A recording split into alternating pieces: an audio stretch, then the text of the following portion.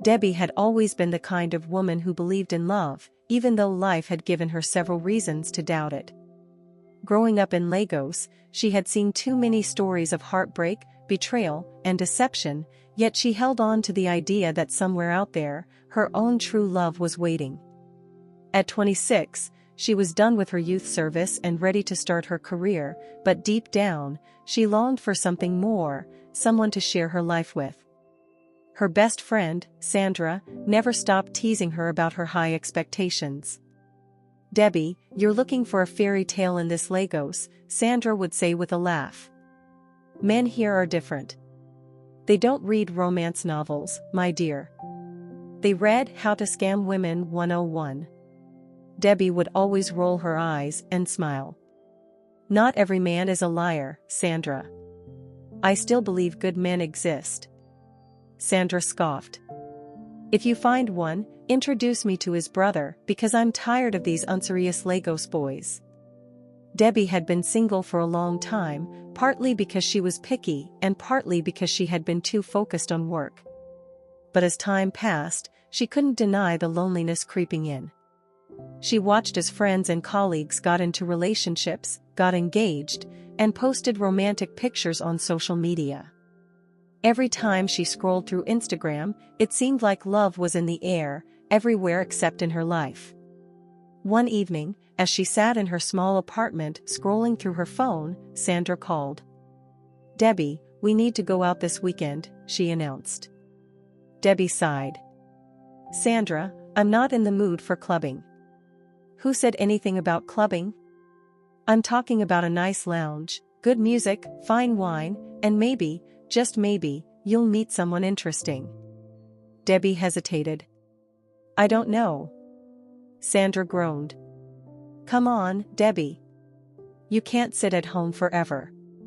When last did you even go on a proper date?" Debbie thought about it. It had been over a year since she had last been in a serious relationship. The last guy she liked had turned out to be married, and since then, she had built a wall around her heart. "Fine," she finally agreed. "But just for a few hours." Saturday came quickly, and as Debbie got dressed, she couldn't help but feel a little excitement. She wore a simple yet elegant red dress that hugged her figure just right. Sandra, as always, went for something more daring, a shimmering gold dress that turned heads everywhere they went. When they arrived at the lounge, the place was lively, filled with soft jazz music and the chatter of well-dressed people. Debbie wasn't sure if she was ready to mingle, but Sandra was already making conversation with a group of guys, leaving her alone at the bar. As she sipped her drink, lost in thought, a deep voice interrupted her. "You don't look like you're enjoying yourself." She turned and saw a man standing beside her. He was tall, dark-skinned, and well-dressed in a crisp white shirt and black trousers. His smile was confident, but not arrogant, and there was something about the way he looked at her that made her heart skip a beat. "I'm Daniel," he said, extending his hand. Debbie hesitated for a second before shaking his hand. "Debbie." From that moment, their conversation flowed effortlessly. Daniel was charming, funny, and had a way of making her feel comfortable. Unlike most men she had met, he wasn't overly forward, and he didn't try to impress her with exaggerated stories. He was just real. By the end of the night, Daniel asked for her number. "I'd love to take you out properly," he said. Debbie hesitated. Sandra's words echoed in her head, "Be careful. Men like Daniel don't just fall from the sky." But then, she thought, what's the worst that could happen? She gave him her number. From that night, Daniel became a constant presence in Debbie's life. He would call her in the morning just to say good morning, send her sweet messages during the day, and check on her at night. It was refreshing, and for the first time in a long while, Debbie felt special. Their first date was at a high-end restaurant in Victoria Island. Daniel arrived in a sleek black Range Rover, looking effortlessly handsome in a tailored suit. "You look beautiful," he said as he opened the car door for her. Debbie blushed. "Thank you." Throughout dinner, Daniel was the perfect gentleman. He asked about her dreams, listened to her talk about her career aspirations, and even shared his own experiences. He told her he was a businessman, dealing in real estate and importation. "I believe in working hard and enjoying life," he said. "A man should take care of the woman he loves." Debbie's heart melted. She had met men who bragged about their wealth, but Daniel carried himself differently. He wasn't boastful, he was simply confident. Sandra, however, remained skeptical. "Debbie, this guy is too perfect," she said one evening. "There's no way he doesn't have a flaw." Debbie laughed. "Sandra, not every man is a liar." Sandra sighed. "I just don't want you to get hurt." But Debbie was already falling. Over the next few weeks, Daniel showered her with gifts, designer perfumes, jewelry, expensive dinners, and even weekend getaways. He introduced her to his friends, took her to exclusive parties, and treated her like a queen. For the first time in her life, Debbie felt like she had found the one. And then, as Valentine's Day approached, Daniel promised her something special. "Forget the usual dinner and flowers," he told her. "This year, I want to give you an experience you'll never forget." Debbie was beyond excited. She had never had a proper Valentine's Day celebration before. All her past relationships had ended before the day of love arrived, and now, she had a man who was ready to spoil her. "What's the surprise?" she asked eagerly. Daniel smiled. "Just trust me." But unknown to Debbie, this Valentine's Day would be unforgettable for all the wrong reasons. Valentine's Day finally arrived, and Debbie could hardly contain her excitement. She had spent the past few days fantasizing about what Daniel had planned. He had kept everything a secret, only telling her to dress elegantly for a special getaway. "You deserve the best," he had whispered over the phone the night before. "I want this to be a Valentine's Day you'll never forget." She woke up early that morning, feeling like a teenager in love. Sandra had come over the previous night to help her pick the perfect outfit.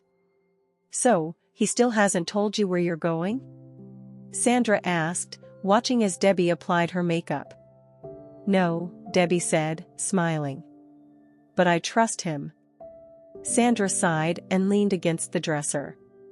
"I still think this is moving too fast. You've known him for barely 2 months, and now he's sweeping you off to God knows where." Debbie turned to face her. "Sandra, I know you're just being protective, but not every man is a liar. Daniel is different. He makes me happy." Sandra held up her hands in surrender. "Fine, fine. Just be careful, okay?" At exactly 4 p.m., Daniel arrived in a black Mercedes, looking as handsome as ever. He stepped out of the car, dressed in a crisp navy blue suit. "Wow," he said, taking Debbie's hand. "You look stunning." Debbie blushed. "Thank you." "So, are you finally going to tell me where we're going?" Daniel chuckled. "Patience, my love. Just trust me." Sandra stood by the doorway, watching them. Something about Daniel still made her uneasy, but she kept her thoughts to herself.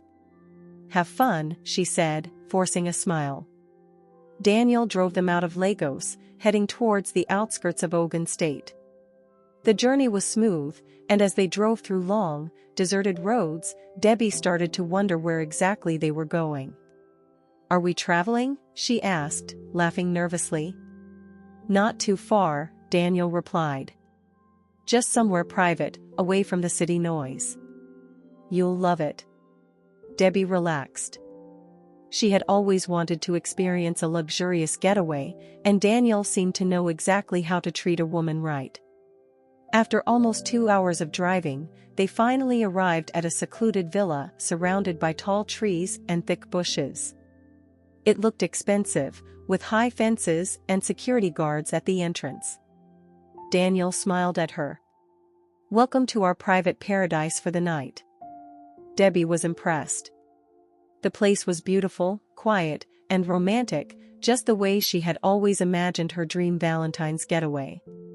As they stepped inside, a steward welcomed them with chilled glasses of wine. Soft jazz music played in the background, and candlelights flickered, casting a warm glow over the elegantly furnished living room. "This is amazing, Daniel," Debbie whispered, looking around in awe.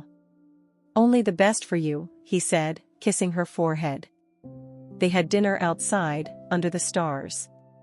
The table was set with expensive wine, exotic dishes, and fresh flowers. Debbie couldn't stop smiling. "If this is a dream, I don't ever want to wake up," she said, sipping her wine. Daniel reached across the table and took her hand. "I told you, you deserve the best. And I have one more surprise for you." Debbie's eyes lit up. "Another surprise?" "Daniel, you're spoiling me." He laughed. "Come with me." He led her towards a small building behind the main villa. The place was dimly lit, and as they stepped inside, Debbie felt a sudden chill run down her spine. The air smelled different, like something old and damp. "Daniel, what is this place?" she asked, looking around nervously. Before she could process anything, she heard footsteps behind her. She turned sharply. 2 men had entered the room, dressed in black robes. Fear gripped her. "Daniel, what's going on?" Daniel's face was no longer the soft, loving expression she knew. It was blank. Cold. Unfamiliar. "You said you trusted me, Debbie," he said, his voice emotionless. Debbie's heart pounded in her chest. She took a step back, but one of the men grabbed her wrist. "Let go of me," she screamed, struggling against his grip. The second man pulled out a small bottle and poured a clear liquid onto a white cloth. Before Debbie could react, they pressed the cloth over her nose and mouth. She tried to scream, but the world around her began to blur. Her vision swayed, her body weakened, and everything went dark. When Debbie woke up, her head felt heavy, and her vision was blurry. She tried to move, but her body was weak, as if she had been drugged. The air smelled different, damp, musky, with a faint scent of burning incense. She blinked rapidly, trying to adjust to the dim light. Candles flickered around the room, casting eerie shadows on the walls. The place looked nothing like the beautiful villa she had been in earlier. The walls were bare, and the floor was covered with strange markings drawn in white chalk. Fear gripped her. Where am I?" she whispered. Then she heard footsteps. She turned sharply. Daniel stood at the far end of the room, dressed in a black robe. His usual charming smile was gone. His face was cold, distant. Behind him, 3 other men in similar robes stood, watching her with unreadable expressions. Debbie's heart pounded. "Daniel, what is this?" Daniel took a slow step forward. "You always asked why I was so rich," he said, his voice unnervingly calm. "Tonight, you'll find out." Her chest tightened. "What are you talking about?" "You're the final piece of my sacrifice," he said, his eyes void of emotion. "After tonight, my wealth will never run dry." Debbie's breath caught in her throat. No, you're joking." The other men started chanting, their voices deep and unsettling. One of them carried a calabash filled with a dark, thick liquid. Another held a white cloth soaked in what smelled like palm oil. Panic surged through Debbie's veins. She staggered to her feet, her legs weak beneath her. "Daniel, please. You don't have to do this." But Daniel only watched, expressionless. One of the men dipped his fingers into the dark liquid and smeared it on her forehead. The moment it touched her skin, a strange coldness spread through her body. Her vision blurred again, and she felt lightheaded. She stumbled backward. No, this can't be real. Her mind screamed for her to run, but her body wouldn't cooperate. It was as if an unseen force had rooted her to the spot. Then, One of the men raised a small gourd and began pouring the liquid onto the floor, tracing a large circle around Debbie. The chants grew louder, filling the room with an unnatural energy. Debbie gasped as her body suddenly felt heavy, as though invisible hands were pressing her down. She tried to move her legs, but she couldn't. "Daniel," she screamed. "Please, don't do this." Daniel stepped closer, his face inches from hers. "You trusted me," he whispered. "And that was your mistake." Tears streamed down her face. "I loved you." He stared at her for a moment, then turned away. "Begin." The men raised their hands, chanting faster. The air grew colder. Debbie felt her vision darkening. Her body trembled as an unbearable weakness overtook her. Her last thought before everything faded was Sandra's voice echoing in her head, "Be careful." Then, silence. The next morning, Sandra sat on her bed, staring at her phone. It had been almost 24 hours since Debbie left for her Valentine's getaway with Daniel, and she still hadn't called or texted. That was unlike her. Sandra tried calling again. The line was switched off. A deep sense of unease settled in her stomach. Something wasn't right. She grabbed her keys and rushed out of the house. If Debbie wasn't going to call her, she would find out where she was herself. But Sandra had no idea where to begin. Daniel had never told Debbie the exact location of their trip. All she had was his phone number, and when she tried calling, it rang twice before disconnecting. She went to the last restaurant Debbie and Daniel had visited, hoping someone might remember something. The waiter who had served them that day scratched his head. "Oh, the couple that was here last week? I remember them. The guy was generous, he tipped well." Sandra leaned forward. "Did they say where they were going?" The waiter frowned in thought. "I think I overheard the guy talking about taking her somewhere quiet outside Lagos. He mentioned Ogun State." Sandra's heart pounded. "Are you sure?" He nodded. "Yeah. Something about a private villa." Sandra didn't waste time. She called a friend who worked in the police force and explained the situation.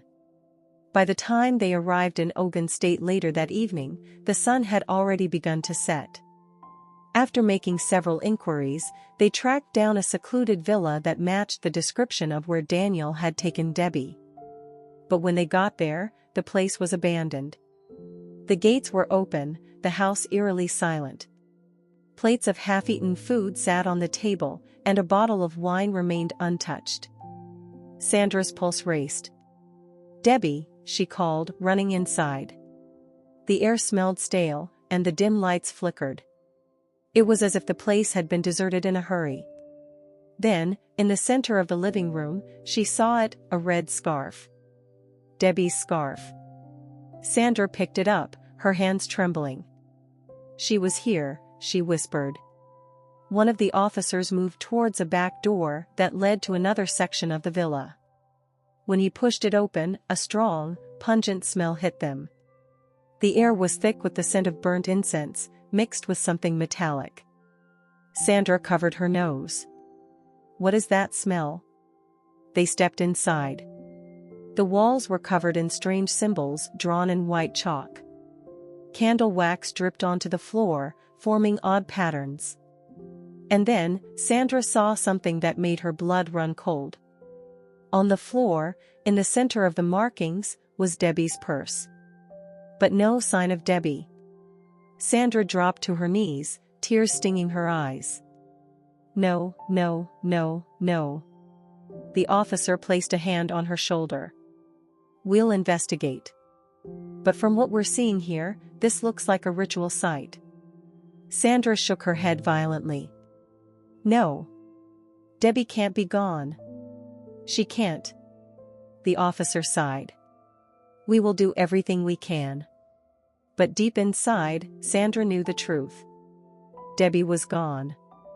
She had been lured by love, blinded by charm, and in the end, she had paid the ultimate price.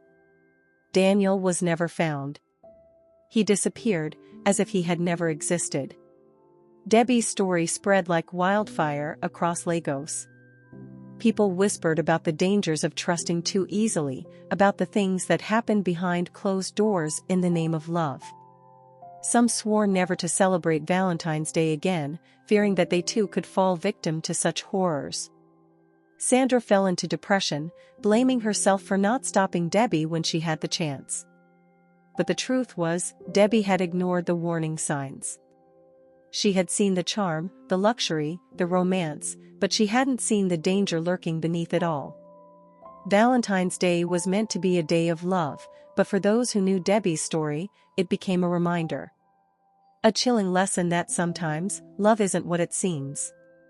And that not every Valentine's Day ends in roses and candlelight. If you enjoyed this story, please give it a thumbs up. Leave a comment and subscribe this channel for more interesting stories.